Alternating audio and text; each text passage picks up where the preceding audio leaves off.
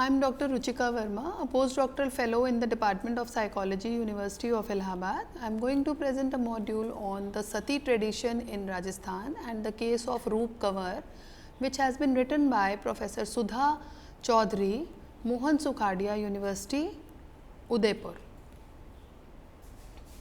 The Sati tradition in Rajasthan is a very popular one, and the case of Roopkanwar is also a very popular case in the history of women's studies. Why is it important to study the Sati tradition? Sati tradition in today's age of the new women, where there is a widespread resonance of the ongoing clamor for women's rights in India, it's a tradition which holds only historical relevance. However, if we today talk about Sati, it doesn't hold any relevance in the present course, because nowadays if we talk to a common woman that Sati is a tradition which has to be followed, then the woman herself will react in a very negative way, and there will be 100 questions against this particular tradition. However, since it existed in Hindu tradition long back and it has a historical relevance, it is important to mention and make students aware of this particular tradition in the Hindu systems. The next is that there was a protest against Roopkanwar Sati. That Roopkanwar case became a landmark in the history of Sati tradition in India, but how it began, that needs to be emphasized. Regarding the above notion, some pertinent questions can be raised.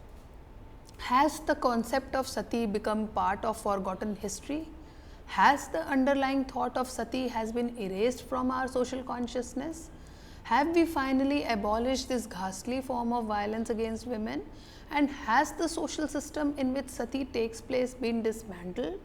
Or is Sati a glorified tradition in its intrinsic character, which has no connection with the gruesome forms of structural violence like female bride burning, demand for virgins, gender discrimination, gender concept of disgraced entity, honor killing, dowry, witch hunting, womb marriages, and subjugation of crucial conjugal relation of different shades. These are the issues which needs to be studied, that whether we are talking about these things in the context of Sati Pratha also. Has women successfully won the war against the practice of Sati? Is it that although the practice of Sati dates back in the history long back, is it that still we have no relevance talking about Sati Pratha? What does Roopkanwar's ceremonial murder in the year 1987 indicate? Without a sense of the history of the practice of Sati, we cannot diagnose and understand the social malaise of which Sati is just one of the symptoms. It shows that the phenomena of Sati is still not irrelevant for us. Therefore, without developing a profound insight in the story of women's sedentary, misogynous, value-based system, value Sati, the stumbling blocks in the movement of freedom and equality of women cannot be removed. So, what is actually we want to convey through this lecture is that although we are in the present social context, we are saying that this Sati Pratha is irrelevant and is not existing, but how can we forget that in the year 1987 itself, the case of Roopkanwar, which is not very old, still the Pratha was existing. What is Sati? What is the meaning of Sati? It is very important to understand in the literary sense, which means a pure and virtuous woman, and this concept permits live widow burning in funeral pyre of her deceased husband. In mythology, the term has intrinsic metaphysical narratives related to it. Sati, also called Dakshayani, is one of the daughters of Prasuti and Daksh. Many mythological connections have been made with the Sati Pratha, and it has been depicted in the Hindu literature, Hindu Veds, Hindu Puran, and there are a lot of evidences which shows that Sati existed in the mythological monographs. Next is that what is the historical background? The history of Sati incidents, explicitly or implicitly, have a chronicled past. which are as old as the history of gender based subjugation in social relations. We find the history replete with hordes of stories, narratives, scriptures, sordid, polygamous tales related to female circumcision also. The whole system of sati is existing. There are many incidences which report that gender based subjugation existed in the social relations. The next thing in the historical background is that, like for example, in Brahma Puran, it is the highest duty of women to immolate herself after her husband, and this has been quoted in Brahma Puran. Similarly, in Mahabharat, Mausalva Puran 7.18, several of Krishna's wives performed sati upon his death, including Rukmani, Rohini, Devaki, Bhadra and Madhura. So, these are the evidences which prove that this practice was prevalent in the history of India, history of Hindu tradition also. Then next, the practice of sati is very common, and the prominent states in India where it was practiced was Rajasthan, Madhya Pradesh, Bengal and Uttar Pradesh, where the reports were extended up to the 21st century. Some 30 cases of sati from 1937 to 1947 in the Rajput Shekhawati region are documented. According to a referred statistics, the official number being 28, and a well documented case Rani Sati Chavo Devi from Jhunjhunu, and in 1987 was that of 18-year-old Roopkanwar. In 2002, a 65-year-old woman whose name was Kutlu died after sitting on her husband's pyre in the Panna district. And on 18th May 2006, a 35-year-old woman allegedly committed sati and sat on the blazing funeral pyre of her husband in Fatehpur district of Uttar Pradesh. So, the incidences are taking place and sati is still taking place till the year 2006. The pratha of sati was historically, it was started in the British rule only. By the end of the 18th century, the practice had been banned in territories held by some European powers. The Portuguese banned the practice in Goa by about 1565. Then the Dutch and the French banned it in Pondicherry, their respective colonies also. The British, following the example of the early rulers for a while, tried to regulate it by acquiring that it can be carried out in the presence of officials and strictly according to custom. And later on, the first formal ban was imposed in the year 1798 in the city of Calcutta by William Carey, and Wilberforce was the champion of this ban. They campaigned and they said that this pratha should be stopped. The next is then the later British, they developed the attitude in 1829. Bengal was fairly uncompromising later in the century, and British laws include provision that provided mitigation for murder when the person whose death is caused being above the age of 18 years suffers death or takes the risk of death with his own consent.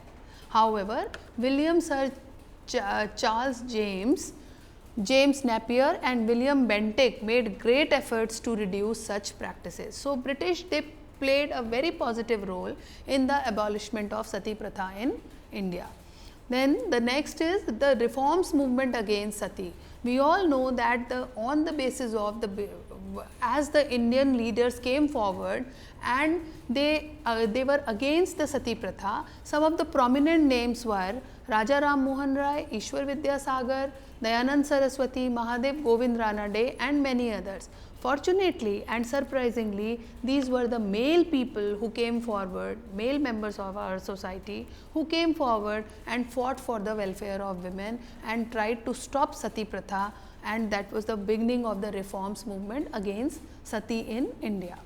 The next is, then gradually there was a growing protest against sati in India at all levels, and many women's organizations against sati came forward, and in the case of Roopkanwar, protest by various women's organizations catapulted the issue into public focus. All of a sudden, after Roopkanwar case, that is after 1987, the whole issue of Sati Pratha came forward, and many organizations like for example Union for Civil Liberties, then Rajasthan University Women's Association, Sathin Karamchari Sangh, National Federation of Indian Women, under the banner of Mahila Atyachar Virodhi Jan Andolan, all people they came forward, all these organizations came forward and fight against Sati Pratha. The next then Sati Pratha had a significant place in the history of Rajasthan, because Rajasthan is one of those states where feudal remnants are not only in existence, but are rather flourishing under the nexus of caste and power. And there is an alarmingly increased number of incidents of Sati prove this fact. After independence of India, 40 cases has been registered, but mostly the reported case have taken place in Rajasthan. Roopkanwar case was the 38th incident, and most of the cases came from Shekhawati area, where Sati is still glorified, where there are Sati temples and pujas are conducted, and Rani Sati in Jhunjhunu is considered as the mother of all Satis. She belonged to the Jalan family, and the mystery of her death remains unclear, but in 1996 there was a ban all over the country. However, people they celebrated, and still in Rajasthan there is a prominence of Sati in Sati has been practiced. The next is you can see the picture of the Rani Sati Mandir in Jhunjhunu. And then the religious, caste and psychological factors. There are so many factors which are responsible for the existence of this Sati Pratha. We are part of such society in which the sole source of our thoughts and behavior is religion, because religion plays a very important role in our existence, social existence. In its connotative traits, religion constructs two world views. One is transcendental, and second is transient. In its epistemic form, it adopts a metaphysical methodology rather than a dialectical one. However, the ceremonial killings of widows in the name of Sati is its ultimate example, is an example where the religion becomes blind and there is a blind following of mythological rituals. Now, this was questioned by many people, many reformers. However, the Sati Vrata, Chunri Mahotsav, Sakti, these are the rituals which reflect terms of disguise for cruelty towards a widow. So, religion did play a very important role in the in flourishing, in motivating the practices of Sati Pratha.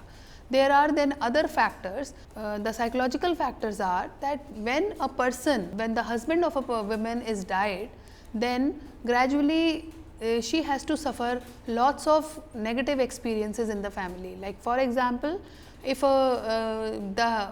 it can be in the form of sexual harassment, it can be in the form of harassment in the social situations, abandonment from the social rituals, festivals, cannot enjoy anything. So, widows were taught that instead of dying daily, it is good for them to die on the pyre of their husbands. The next, the slavery, loneliness and sexual harassment were considered to be synonymous to the life of a widow, and the condition of widow is more dreadful than that of a slave.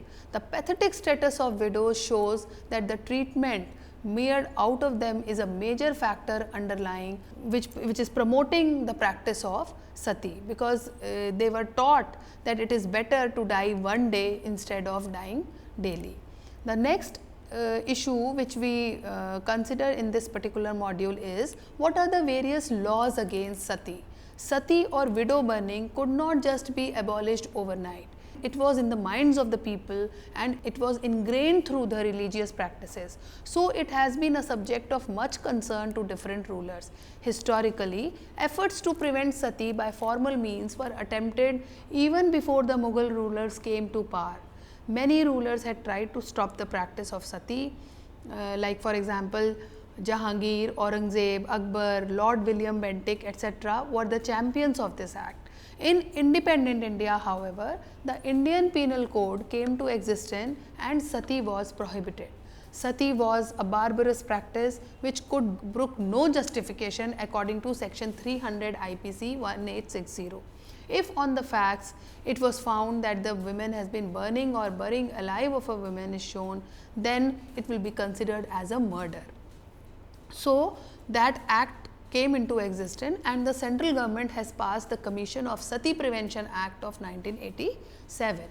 Following then, however, following the outcry after the Sati of Roopkanwar, the Indian government enacted the Rajasthan Sati Prevention Ordinance in the year 1987 on October 1. Then there is a Chunari Mahotsav which has still been celebrated in Rajasthan, and there is a role of each state and its machinery in removing Sati Pratha. In the caste based and hierarchy society, the state and its agencies take up holds a lot of responsibility and they can decide how they can handle the problem of Sati. However, the case was not different in Roopkanwar incident. Ministers, judges, police, politicians and the gamut of obscurantist forces were standing out to protecting these barbaric practices of womanhood. So, there is an important role of state in abolishment of any crime against women. The next is that whether the particular practice, Sati tradition, act as a catalyst for bringing to the foreground the tough social fabric of Indian society. This is actually another expression of power structure in society, and therefore, the argument is not only about the legitimacy of the Sati, but much more than that, the position of women in Indian society, about the sensitive relationship between man and women in social life, and also the issue of private property. This debate also demonstrates the dangerous nexus between religion, caste and politics, and the key question is that the orientation of women's movement, where we are going, where the movement is going and what we want to achieve. In order to develop, we must adopt a dialectical and historical analysis and not the temporary or present oriented approach. So, the question of prime importance is whether Sati itself is a problem or is it a consequence of an insensitive system that has high tolerance for such acts. Such a system provides widows two choices, either to burn in the husband's pyre or to go to Haridwar and Vrindavan and live a life of abstinence and suffering. Therefore, it is not merely about inner or individual change, it is about questioning the patriarchal system. Through such traditions and heteronormative ethical values, the system establishes its control over women's mental and physical life. There should be absolutely no place for a tradition that denies dignity to another human being. Thank you so much.